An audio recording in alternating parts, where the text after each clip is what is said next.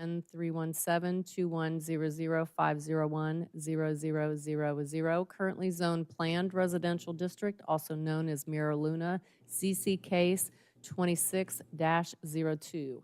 At this time, anybody who wishes to speak, I'll ask that you stand and be sworn in. Do you swear to tell the truth, the whole truth, and nothing but the truth, so help you God? Thank you. You may be seated.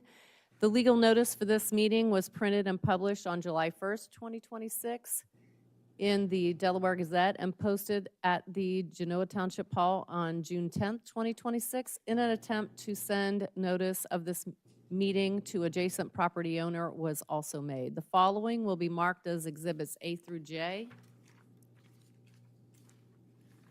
Exhibit A, legal notice. Exhibit B, affidavit of advertisement. Exhibit C, sign-in sheet. Exhibit D, application and plans originally received May 4th, 2026. Exhibit E, revised application and plans received June 22nd, 2026. Exhibit F, fire marshal letter dated May 12th, 2026. Exhibit G, trustee acknowledgement of the zoning commission's recommendation made on June 9th, 2026. Exhibit H, staff memo dated July 13th, 2026 for July 13th, 2026. Exhibit I, staff technical review dated July 13th, 2026 and July 13th, 2026. Exhibit J, all public comments received by the zoning department between May 4th, 2026 and July 13th, 2026. At this time, I'll turn it over to Joe Schaefer for the staff report. Thank you, trustees. As you can see, the memo is 10 pages long. I'm not going to read all that. The legal description does a pretty good job of describing what the project is. The memo just expounds upon the history of the project, the nature of the parcels. I think we're all fairly familiar with the site. It's mostly farmland that's no longer being actively farmed, a few single-family dwellings, the telecommunications tower down in the southeast corner. This is just south of Plum Road, west of Rome Corners Road, in the northwest quadrant of the township. So I think that covers sort of the project we're dealing with. As you know, the history of this project went through 2022 and 2023 was the rezoning. It took several months and numerous revisions to this plan, and a couple parcels got dropped off of it before the plan was approved by the trustees in December of 23. They're coming up on their 3-year mark in terms of the plan, the preliminary plan being valid. So it's good that they're here before us to get things moving so that clock didn't run out. One of the things that held up this plan, just to sort of give the history, I know the board knows this is more for the edification of the public and those listening, is the sewer line that needed to be extended to service this project had to come up from Jaycox Road. And the developer had to work on acquiring the easements necessary to do that. One of those easements being through the township-owned property, both the Sledding Hill property as well as the Freeman Farm property. And one of the big hang-ups there, as the board recalls, with the Freeman Farm property was because of the terms of the grant that we had gotten to acquire that property. We had to go through some hoops and get state approval to authorize the easement, which fortunately we did. That sewer line's well underway, and that sewer line will not only service this development, but will also help service other areas, not only in the northwest quadrant of Genoa, but also southern portions of Berkshire, Berlin, up through there for the county. So that'll be a public good as it provides those residents an alternative to septic should they so choose.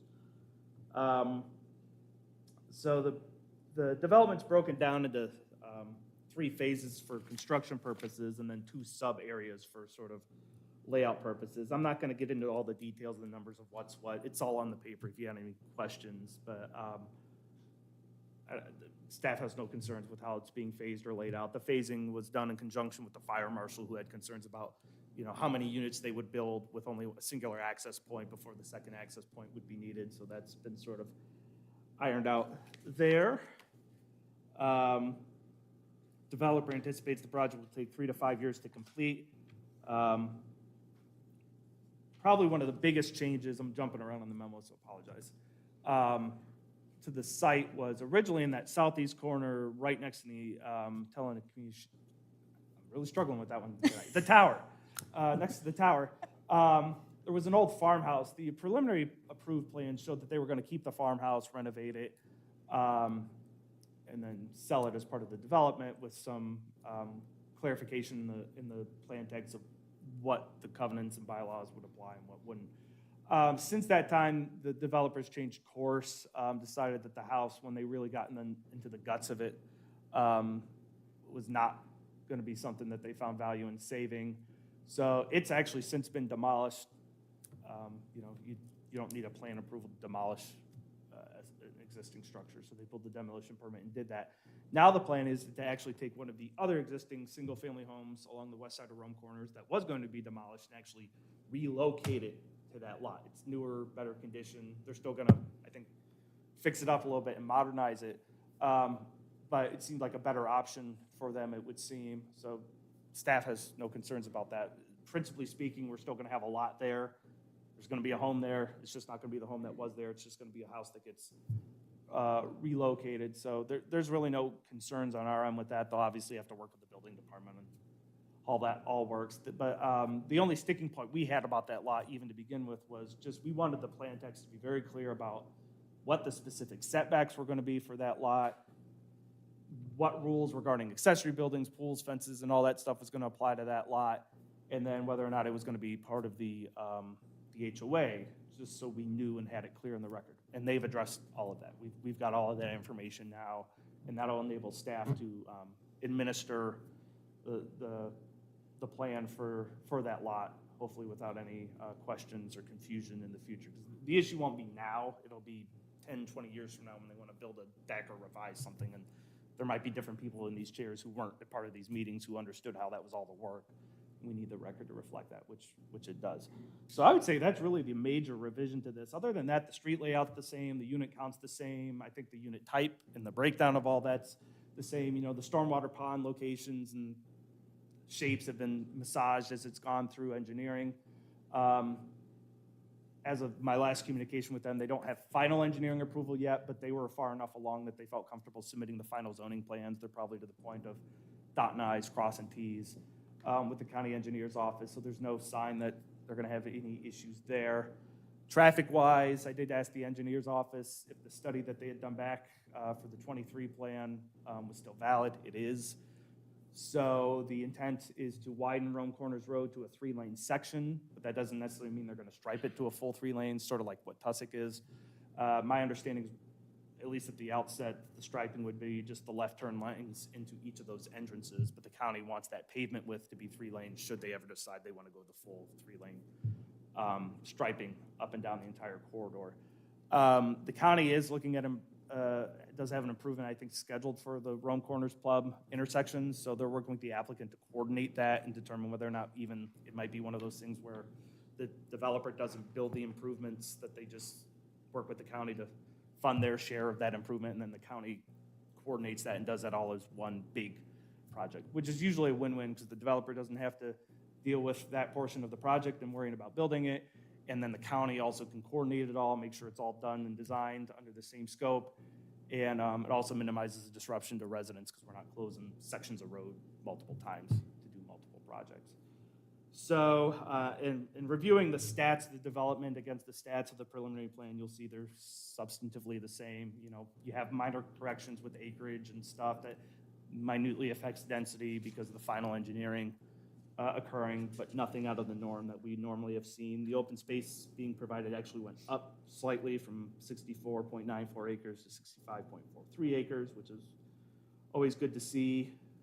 We've got all the landscaping details, the street trees, all of that. We've looked at that, the planting counts. They are going to use a lot of the existing vegetation to count towards some of those planting counts, and we always like to see that because it never makes sense to chop down old trees to put up, just plant new trees. So anytime they can take advantage of existing vegetation, as long as it's, you know, healthy and mature, we like to see that. And the tree survey clearly spells out what trees are staying, which ones are being removed, what the quality of all those trees are. So it'll be nice to see those forested areas remain, especially in that western portion of the site.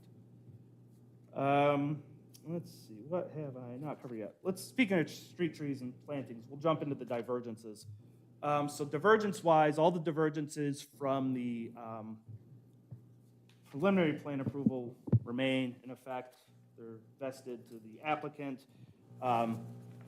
So as just a brief reminder, the specifics are those. Number one, the divergence allows them to apply for this plan under the terms of the October 31st, 2020 zoning resolution. That protected the developer against changes in the code, which there have been pretty significant changes actually since that plan was approved. The Hoover watershed overlay didn't exist yet. And obviously we have the omnibus bill that just came online recently. Plus I think we did the PRD revisions and density changes I think may have fallen in there too. So, so there's been a lot of code changes. So it was very,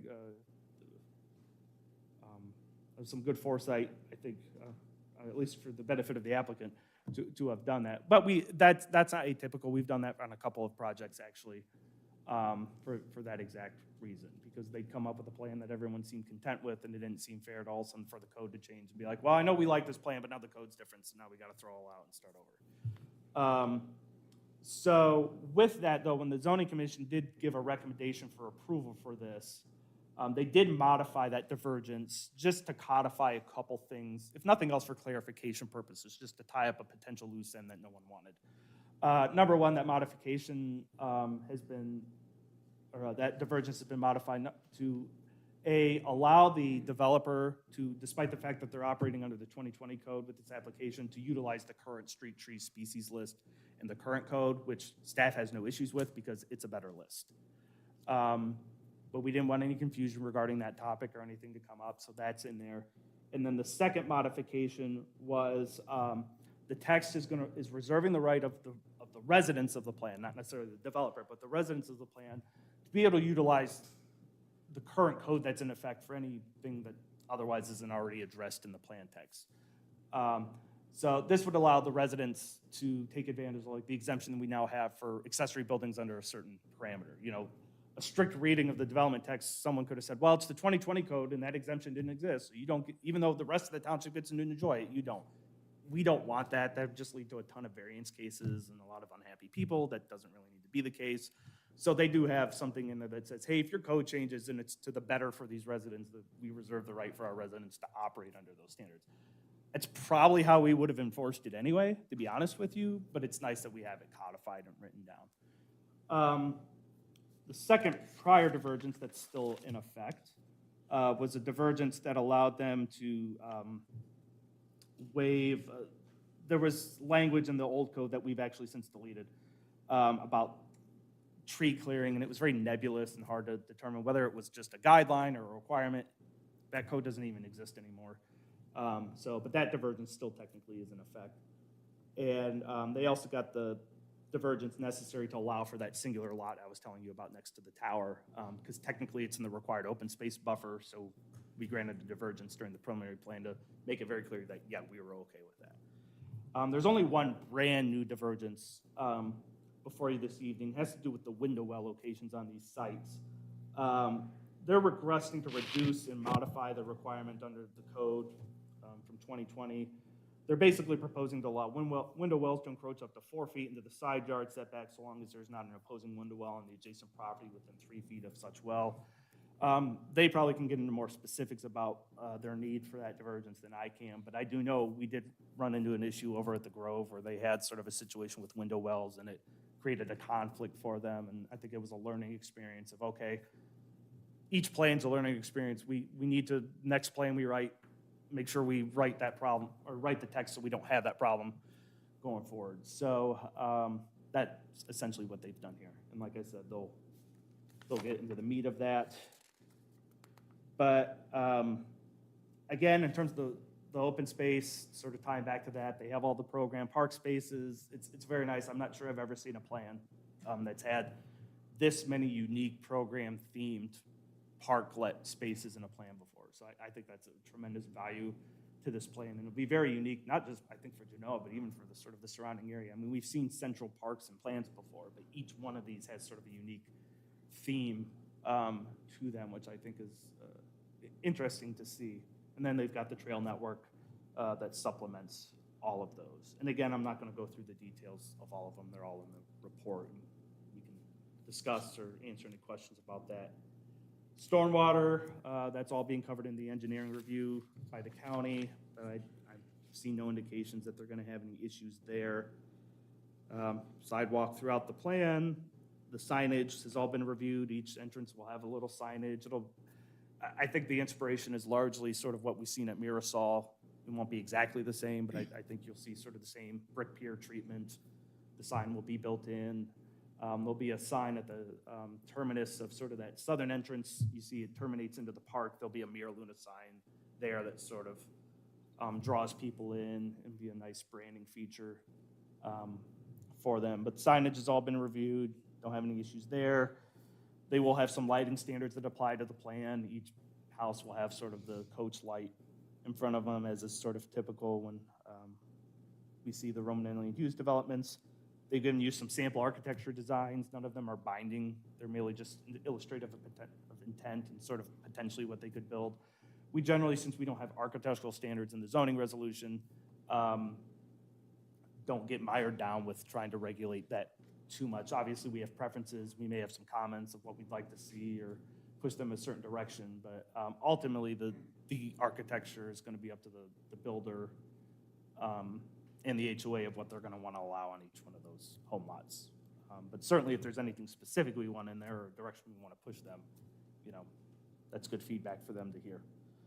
The plan will be governed by a master association that will control and regulate the overall development in terms of its uses, open space management, and again, the architecture. There will be a sub-association created for the patio home section, which is seemingly going to be branded the villas at Mira Luna. Due to the limited maintenance-free living component, that will be unique to those specific units, which is, again, not uncommon. We see that. Moving into staff comments, there's the whole comprehensive plan review. We sort of went through all of that with the rezoning, so nothing's changed there. Still consistent with the comp plan that existed at the time the preliminary plan came in. I had asked them to take into consideration a few improvements that weren't necessary, or items that weren't necessary code requirements, but I thought could help the plan. Number one, sort of communicating to buyers what they can do beyond just relying on a sales agent to ensure that buyers know that, hey, there's going to be a trail behind your house here, there's going to be a trail entrance here, that these amenities are going to be here. So we don't run into later when they go to put them in, if the houses are already occupied, the people are like, well, I don't want a trail behind my house. I don't want this. And we really ran into that with Mirasol, with the playground, of people not wanting those amenities, even though we've spent hours and meetings and years before they bought that house to say that that stuff was going to go in there. So they've responded to that in the development text of how they intend to try to address that. I mean, there's only so much they can do on that front, but they've put in the text how they plan to try to make that possible. They've also sort of tried to address identifying which improvements they're going to complete prior to the issuance of permits for each of those phases to help staff make sure that those improvements are getting done and don't wait too long to occur. I also had a comment about the cluster mailbox units providing some additional amenities, which they've actually said they're going to provide most of them. It looked like the only thing that they weren't going to do was the bench, and I understand that. Their sort of view was most of these mailboxes are probably going to be driven to, not walked to, so there's not really a need for people to sit down and read their mail right there on the spot. But they're going to do sort of the more decorative cluster boxes, even though by code they currently don't have to. It'll be sort of a nice feature, and I'm sure that's sort of what the people who buy into these neighborhoods are expecting of a Roman Hughes product anyway. They don't want to see just the big ugly metal thing without any kind of decor around it. The reminders in here, that was more because we had so many new zoning commission members. I felt like I needed to talk a lot about that. I feel like the board's, Trustee Vaughn and Antonette's for sure have been through these application types numerous times. And Trustee McMurray, I know you've gone to zoning hearings before, so I feel like you're all well apprised of sort of the stuff that was in that reminder section. So I'm not going to belabor any of those points. As always, should the request for the final plan approval be granted, the applicant will be required to obtain final engineering approval. As I mentioned, they're working on right now before construction permits are issued. Should the plan be approved, future revisions would be subject to section 2710 of the code, which is standard language. For the tech review, as you can see, they've addressed all the compliance concerns I had flagged. The only comment I added today, as I noted, was just should the plan be approved, I want 2 final full paper sets for the file and a digital copy, which again, Mr. Fisher's all aware of that, and they had no issues with it. So I don't feel like you need to hear anything from me right now, so I'm going to turn it back over to you, Madam Chairwoman. Yes. Can you turn on your microphone? Thank you. Sure. Before you turn it back over to us, you might want to address that old easement for those properties and how we're handling that. And how Oh, for the regional tower. plan- Yeah. Oh, No, yes. no, not for the tower. not for the tower. For the properties that shared up there in the cutout near the top. Oh, yes, yes. So, so actually, since I mentioned the tower, I'm going to mention the tower first, but then I'll get to the other properties. So the tower, they actually carved out sort of during the preliminary plan process. It's now on its own parcel. It had historically been just on an easement that the farmer had granted for that tower to be there. It's now on its own parcel, and it's not counted as part of the open space, so its access, and how it functions with the rest of the plan is a non-issue. So I forgot to mention that. What Mr. Fisher is mentioning is, so you can sort of see there's a tooth off of Rome Corners Road of some land that's not part of the plan. About 2/3 the way up. Yep. Simon, can you just hover the mouse over it? Yep. So there's like a shared driveway there that actually led back further into the farm. And there's, I think it's 4 or 5 houses that basically access Rome Corners off of that driveway. Well, that driveway was on the Mira Luna property, but it was not included as part of the rezoning. And it's not part of this development plan, despite the fact that it's owned by R&H. So what they're going to do is basically split that off entirely and then just deed that to each of those property owners. And I think there'll be some sort of access easement that's granted that allows them to continue to use that land, and then they'll all own it and just maintain it as a share, which I think is essentially what's happening right now anyway. Just codifies it. Yeah, but this just codifies it and makes sure we're not left with a remnant sort of strip of land that no one knows what to deal with. So I haven't heard anything from, I think, any of those property owners throughout this entire process, at least not the final plan process. So I get the impression that it's seemingly of no concern to them. So I only remember, I can't even remember the one on the southern portion, the guy who owns both parcels, the front and the back, was Yeah. concerned with drainage Yep. during the whole rezoning, but that was it. And But at I the haven't zo- heard from him. And at the zoning commission level, this current application, I would say that was most of the comments. They had very little public comment, relatively speaking, to the rezone. And a lot of it was just questions about drainage and how that was going to work. And I think they had their engineer was able to attend that meeting. I think did a really good job of thoroughly explaining that, and seemingly everyone was happy with how he explained it, because I never got any follow-up concerns from any of those individuals. The one last thing about the easement is the sewer easement will come in from the west. They had gotten documentation from the Hales and some of the other property owners who were impacted that they're willing to work with them. And through the commission meetings, it was apparent that those agreements must still be valid. They didn't come to the meeting. The applicant didn't raise the issue. I highly doubt they would spend the kind of money they're spending to extend the sewer northward that they currently are doing if they felt like those agreements weren't in place. So I appreciate that reminder on the driveway easement. There's a lot going on with this plan, and it's easy to forget something when you're not reading it verbatim off the sheet. So now I think I'll try to conclude Okay. my presentation. Thank you. Chair, other members of the Board of Trustees, thanks for allowing us to present to you tonight. As always, Joe does a great job, has covered all the bases. We're happy to answer any questions you have or go through this in detail, but I think he's already done that. One final comment on this access, that easement is already there, but it is for those people to use and for the Mira Luna property use, so we'll cut off the ability for the Mira Luna property to use it, and we'll deed it to those 4 property owners. And all that's been approved by Scott Sanders at Regional Planning. So it's just, at this point, we're waiting for the legal descriptions to be approved. We'll deed that to those people, but the easement's already there. We're not creating anything new, no new rights that aren't there already, but we are severing any of this development's rights to use those. Our plan is with conservation development standards under your code. It is under the code that was in existence at the time we came through zoning. Mark was, I think, on the commission at the time we came through.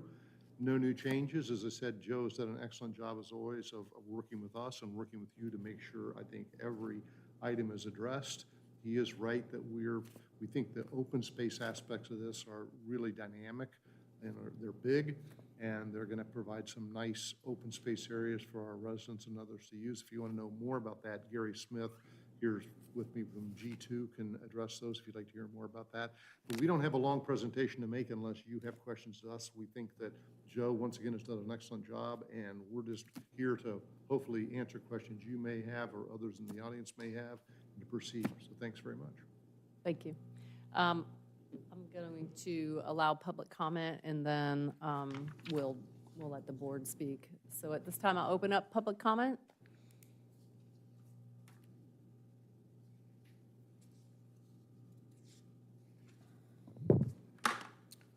Good evening, Rick Whelan, 9500 Brittenwoods Drive, Galena. A couple things I'd like to bring up here for some clarification. Let's start with that area where the house is going to get relocated that was torn down. So do we know how big that lot is going to be? I'll write down your questions, and then we'll It address them. it needs to be over 2 acres to fall into our rural residential zoning, unless it's included in the PRD. So that's why I wanted to find out if this house is included in the PRD, Ask so we can see questions, what it and is. we'll address it.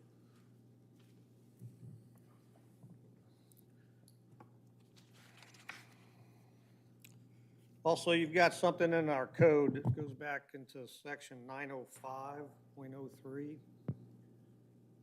And it involves no driveway shall be located so that it enters a street within 40 feet of the intersection of the edge of 2 contiguous right-of-ways of any 2 streets. Could we have Simon pull up page 10 of the development plan? Yeah.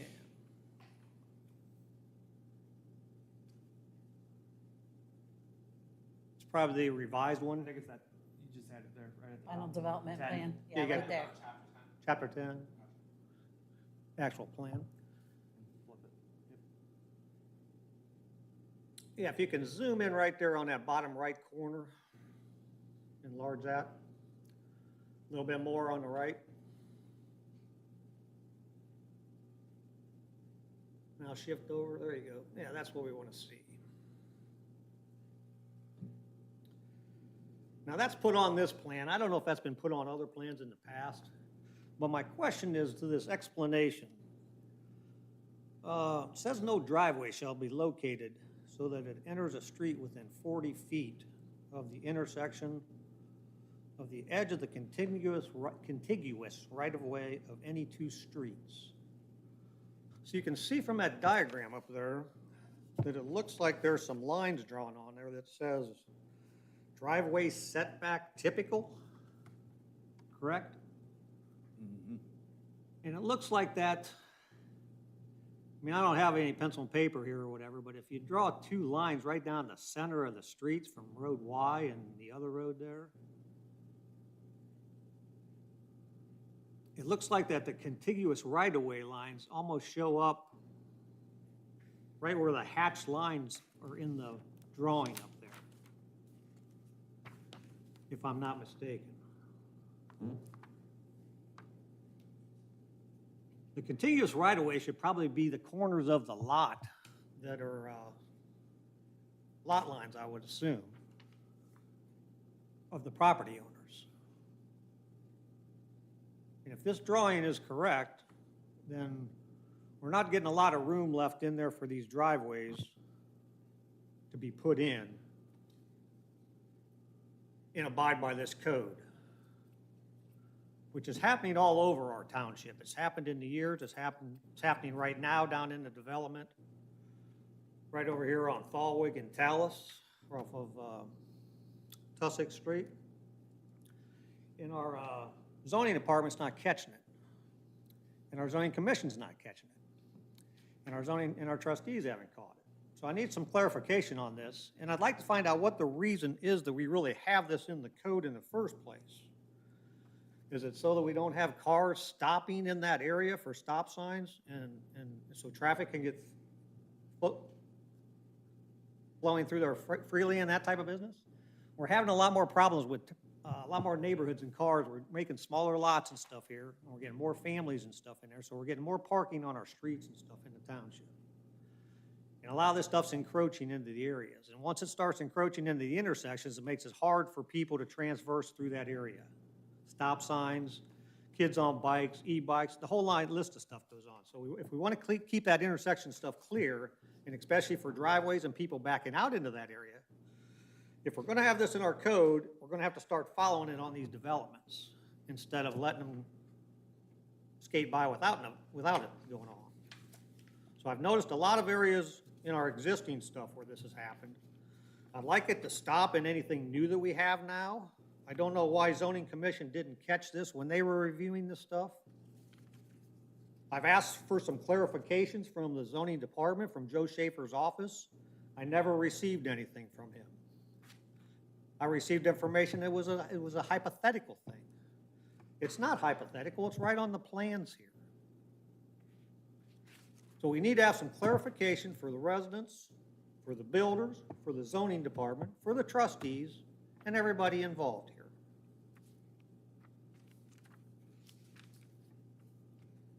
Thank you. Thank you. Anybody else for public comment? Okay.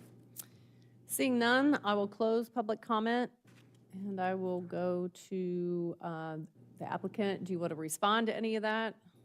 I'm going to respond to the first question, and I'm going to try to respond to the second, but I'm going to look to Gary maybe to help on that.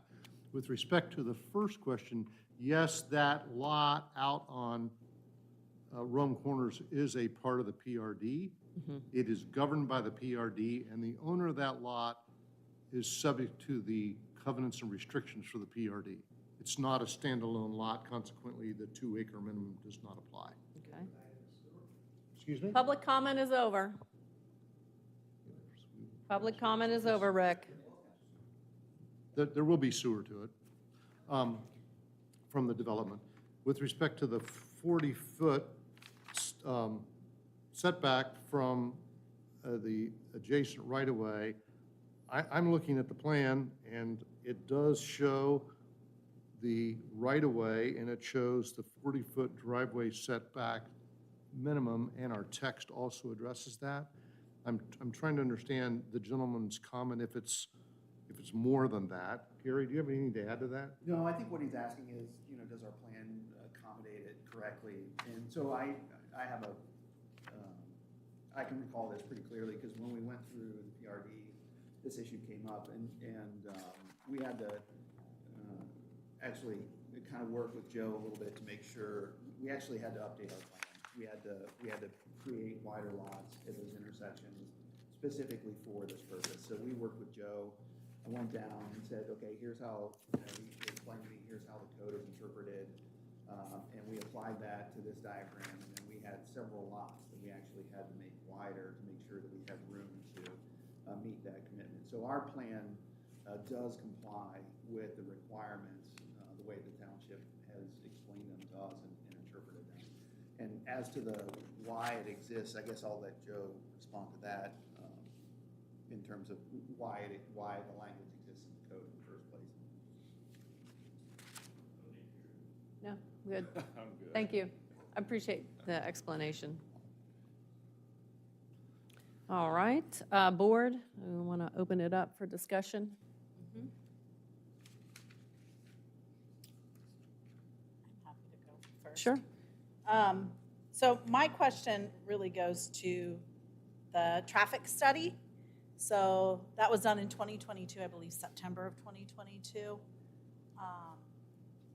And Joe, maybe a question for you. How long do those traffic studies, how long are they good for? Sure. I can't give you a finite answer because I think it's sort of ultimately dependent on however the engineer views it.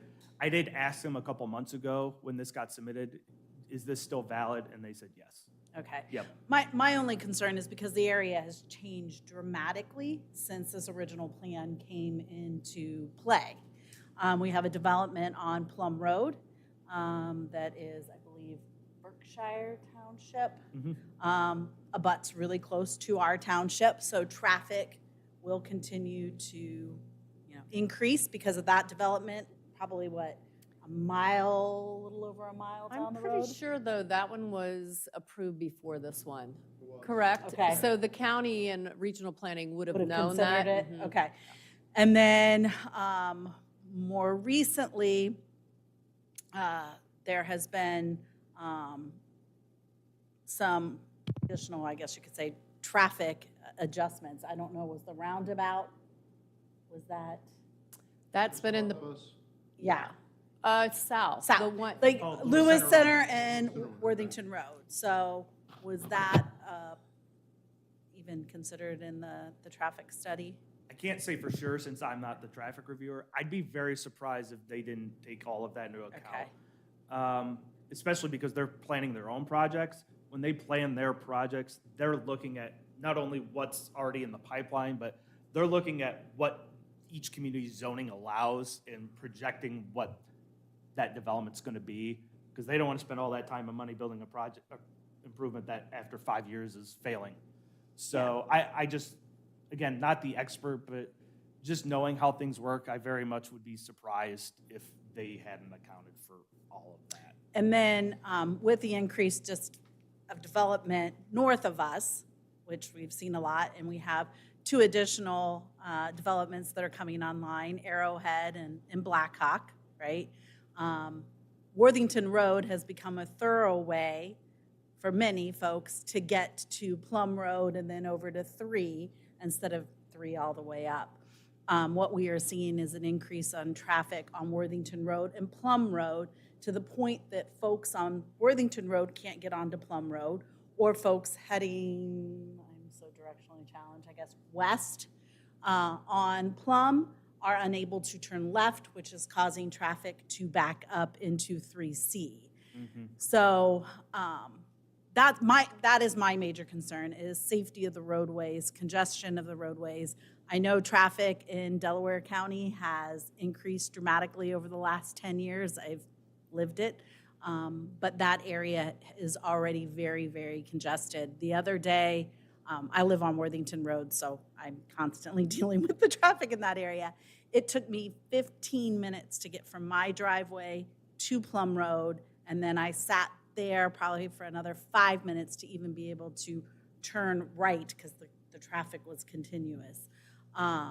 So that's a concern. Partially, yes, because I live in that area, but because I'm experiencing, I can speak to it, and it is a concern. We're going to add, I forget what I wrote it down, how many additional car trips a day, and I'm just very, very concerned they're going to have a very congested and unsafe area, especially there at Worthington and Plum. So like Joe, not an expert, our traffic engineer isn't here tonight. We did, like Joe, thanks to him checking with the county, the traffic impact study is still applicable. What I can tell you is that when the study was done, it was based on a memorandum of understanding between our traffic engineer and the county engineer's yes. office. And they required that we study a number of intersections, and I would suppose that all those that you have identified were probably studied at the time. And I think that in the traffic study, they make assumptions about increases in traffic over usually about they a do. 10-year horizon. So I think they've anticipated a lot of this.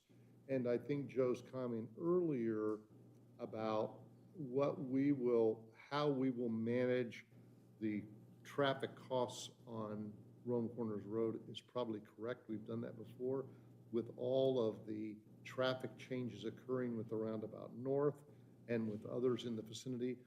I suspect that the county engineer, in lieu of us having make improvements, will make a significant contribution in lieu of improvements that they will then hold to make traffic improvements in the overall geographic area impacted. I can't guarantee you where those will be. What I can tell you is this study was based upon the number of lots and the traffic generation that was based upon the 150 lots and the empty nester lots at the north. It's not a perfect science, and I understand your concern, but I do think the county probably really is on board with watching what's happening with traffic throughout the townships and all the county and township roads to make sure that traffic management is undertaken and hopefully improved over a period of years.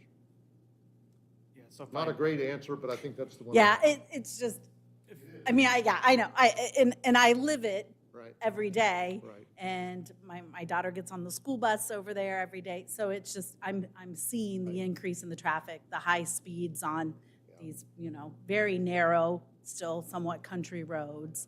I don't know if it's so- still the plan, but I know at one point they were talking about severing that connection because of just Which one, how Joe? where Worthington ties into Oh, Plum, okay. because it's just so Oh, close. it's to that horrible.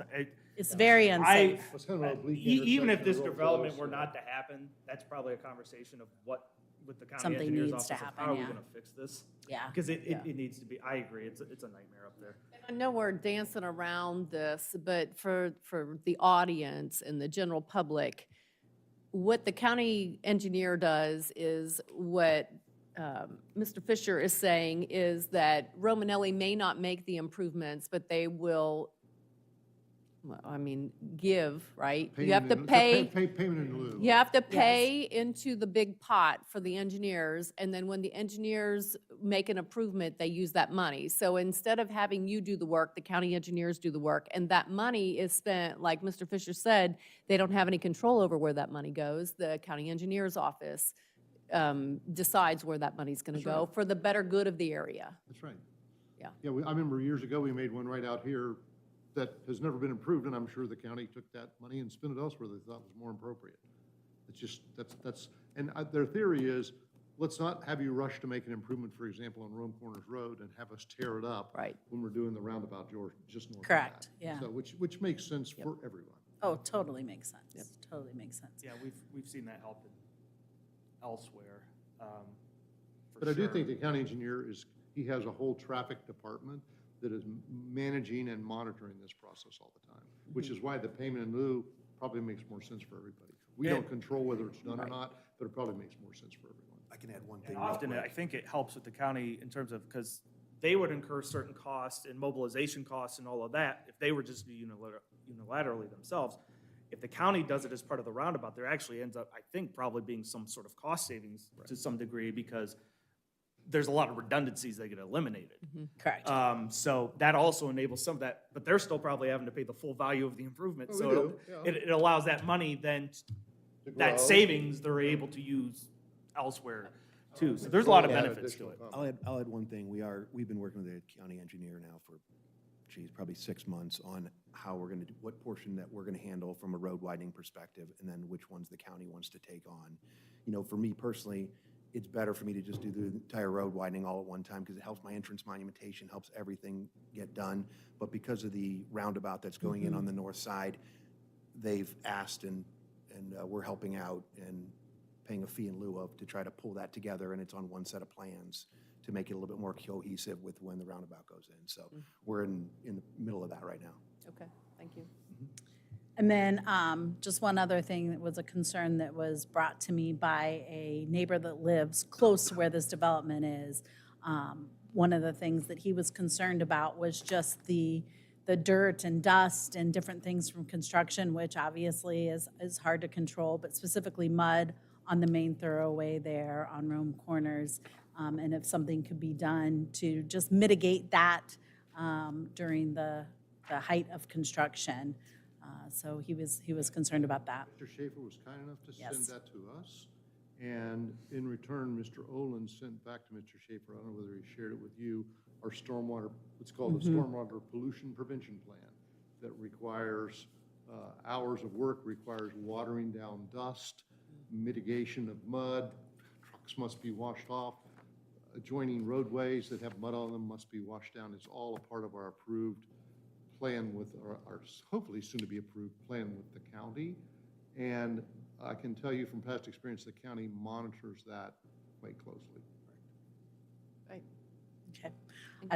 I did get the email response back, but I wanted that to be addressed here publicly so that, And there's also limited hours of operation as well. yes, yes. Okay. Mr. Trustee Antoinette? I want to let the residents and whoever's listening know that this is a county road, it's not a township road. We really have very limited ability to even be in the discussion with the improvements and what's proposed. I will say this, and I think I mentioned it at the preliminary development plan hearing. When you look at the right-of-way of Rome Road, some of those properties, lines are going out to the center line.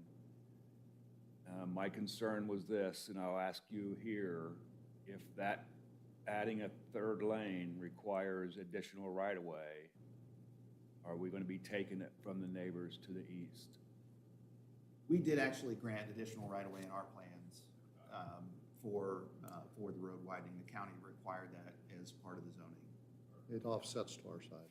Perfect, thank you. I commend you this, I've been on both sides of this. Your consultants did an A1 job on this, very thorough. I really don't have any questions because it's so thorough. Nice job.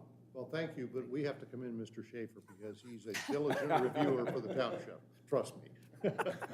He runs a tight So ship, kudos are you to Joe. saying? All right, I have a couple things. I don't know where to start. Can you explain why you need the new divergence for the window wells? Yes. By the way, that's a divergence you've granted to us before, and it deals with primarily egress from finished basements and houses. And as we've gone through this with your township and other townships, the issue always is that you're not crowding that space between two lots, which is why we require them to be offset. So life safety can come through there, mowers can come through there. But it is a pretty standard divergence for us, and we've asked it from the township before and been granted, but it's for those very reasons, to provide a big enough window well for egress. Got it. Okay. I saw in your paperwork that both Columbia and Suburban can supply gas. Do you, I mean, what's up with that? That's always the case up here. Okay. They All kind right. of, they kind of fight back and forth about who's I going to know, service. well. So we just live with the result. May the best provider win, I guess. Absolutely. Simon, can you pull up Exhibit F? It's the trail through the woods. I don't know how you find it.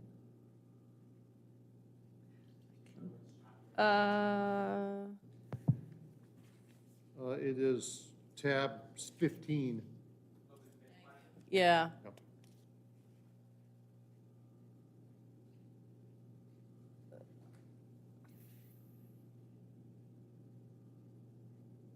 So in Phase 2, see the red trail through the woods. I live in Walnut Grove Estates. We have a trail through the woods. It's a nightmare as an HOA. And because every 3 to 5 years, it has to be resealed, recoated. But you have branches, trees fall in the path, and then you have the woods grow in on the trail. So if you want to seal it, first you have to pay minimum $1,000 to have somebody come through and clear the path. And then you have to pay someone to power wash it because it's got muck and leaves and, moss, whatever on it. And then you have to pay to seal it.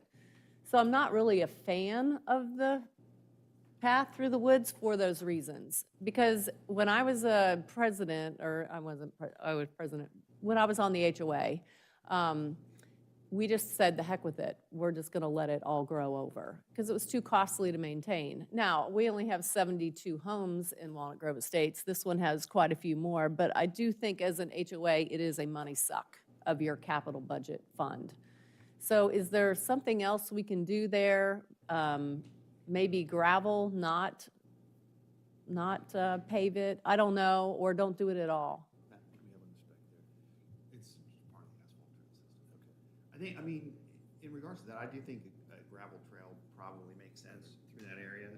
Number one, it'll allow us to be a little more sensitive to the existing trees that we're maintaining, because we don't have to cut in, too deeply into the root system. It also allows water to percolate through. And then, you come through a couple of times a year, you spray some Roundup, along the trail, and, it's pretty easy to maintain. And then, if you have to just come in and fill some potholes from time to time. I mean, the intent really was to be able to get people back into that area. We're gonna have that understand. bird watching station, so. In theory, it's great. It's just a maintenance nightmare, really. Yeah, Is I what think we've- gravel trail is definitely something that could make sense I'm not sure. Jim, do you have a preference one way or the other? No, I'm fine with a gravel path through there. I think we did that on the north section too, in this area right here. Didn't we do a little gravel path through there? Yeah, I think. Where we do our grasses of Ohio. Yep. So no, I think that's I think it's a great suggestion. And those future neighbors may hate me because they want a paved path, but I'm telling you, it's a lot of money. Why, But there's a lot of other paved paths within the plan Yes. too, so yeah, that probably makes a lot of sense. well, I just think about it, Freeman Farms, you Yeah. know, the way the paths are there. They're gravel, right? Yeah, Well, Yeah. she's used milled, Yeah. but, yeah, millings, and I think it's also thinking about the area, not putting blacktop in there, kind of helps to keep it a little bit more Yeah. natural. Right. And that coincides with us trying to preserve the natural Right. green space, so, no, I agree with that. Yeah, absolutely. Code allows for that. The code says, what that is. Somebody's phone's going off. Yeah, so, the code allows for trails to be paved or unpaved when they're off-road like Okay. that, so. In fact, it'd probably be better if it said unpaved with the option to pave it in the future. Yeah. And I agree, I think especially for the bird viewing area, a more natural trail may fit the aesthetic better. Okay, and then Exhibit G, which is, I think, the next one, right? This is F. That's 18. Actually, 8. it's Depends on 18, he what you says. want out of there, there's a couple of Gs. The home. Actually, I guess it's the G1. perimeter, maybe it's the landscape plan. That I was looking at.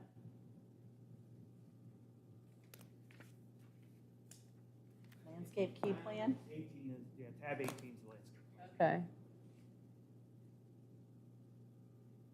I just see, okay, if you could zoom in on the, what is it? It's the bottom right corner where the single home is on Rome Corners. You see how your perimeter of this plan, you said the single lot where you're going to move the home is going to be part of this PRD. There's landscaping all on the perimeter, which is required by our code. Who will maintain that landscaping there? The HOA. Is that spelled out somewhere? Yes, well, yeah, because it's a part of the overall plan, and in the HOA documents, they're required to maintain all of the open space areas, and all those are open space areas. Okay. Where is the distinction between what that home will own and the open space? Just the lot comes out to Rome Corners Road. Okay. All right, I just wanted to make sure that was Yeah. clear somewhere. They're on that individual lot. Okay, okay, got it. All right, that's all I have. Anybody else? Comments before we move forward? Yeah, one quick question. I'm gonna have to get up. What is this that terminates on your property? I think that is where the sanitary easement Sanitary comes line in. comes in. Yep. Yeah.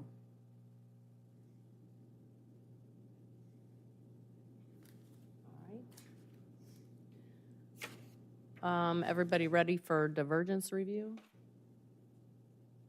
That's just the one. Okay. It's the 2707.05 of the Genoa Township zoning resolution to determine if such request is warranted.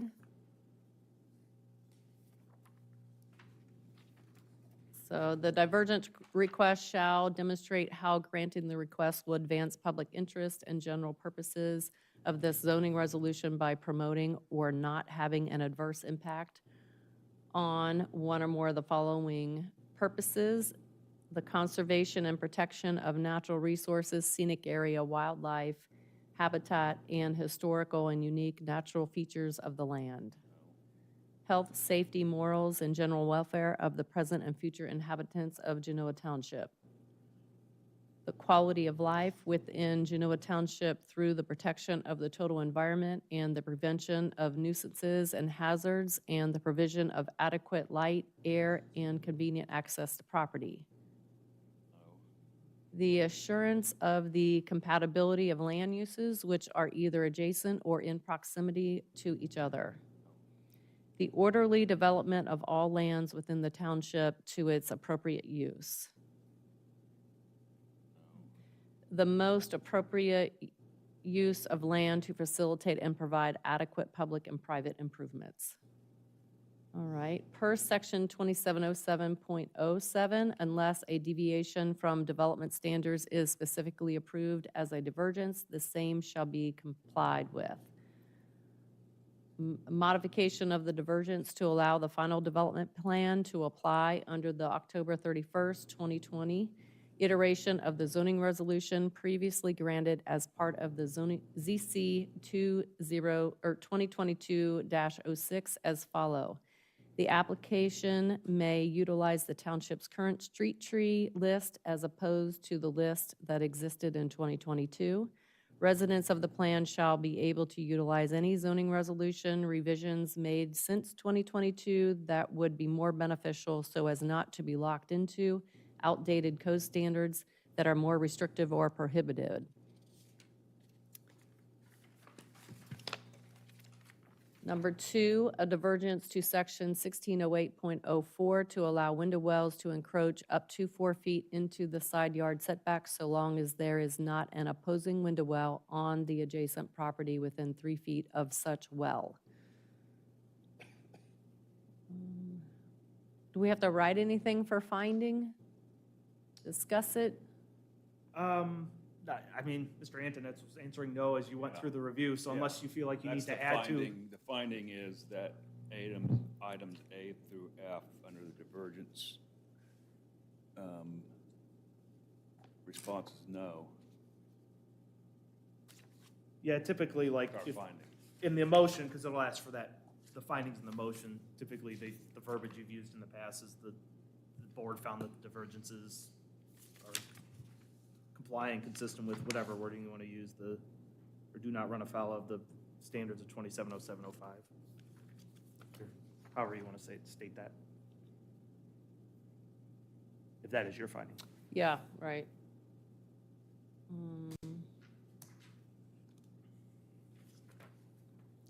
Looking for my motion. Here we go.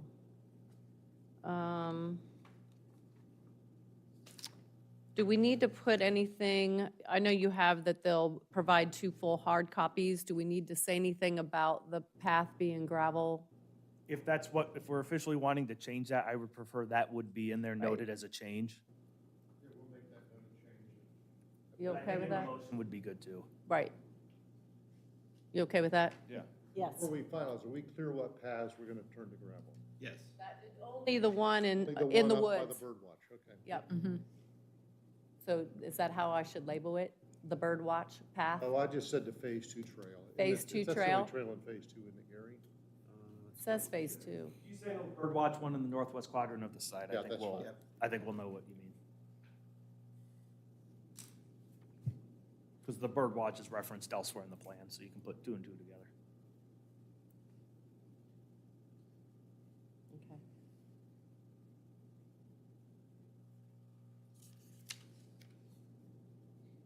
Anything else? I don't think so. Can we go ahead and do the findings of facts and conclusions?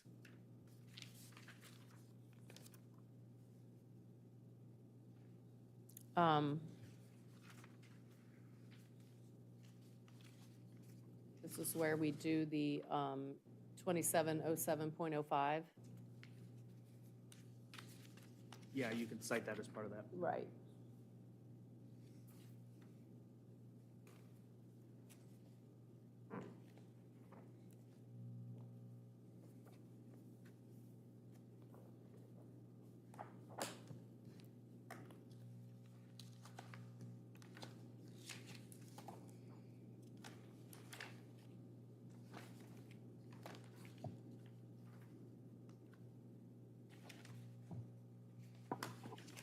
Anything else anybody wants to add?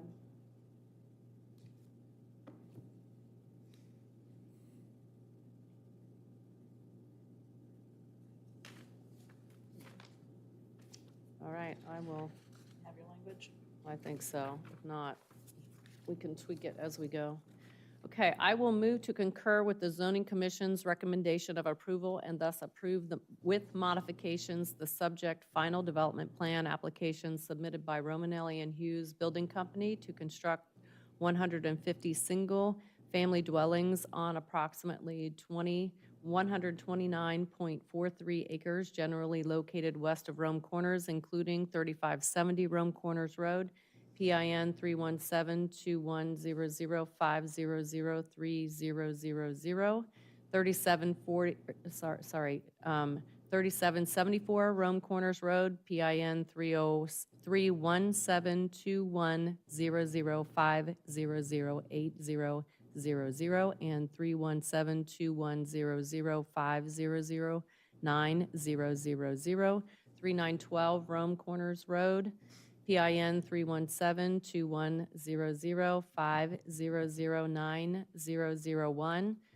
3922 Rome Corners Road, PIN 317-210-501-0001, and 3990 Rome Corners Road, PIN 317-210-501-0000, currently zoned planned residential district, PRD, as further described, detailed, and illustrated in the plans and materials of ZC case number 2026-02, also known as Mira Luna, and furthermore incorporating exhibits A through J, as well as any comments or commitments made by the application during this hearing, including the applicant will provide 2 full hard copies and 1 complete digital copy of the final post-approval application for township records, and the path in the bird watch area in the northwest quadrant will be gravel.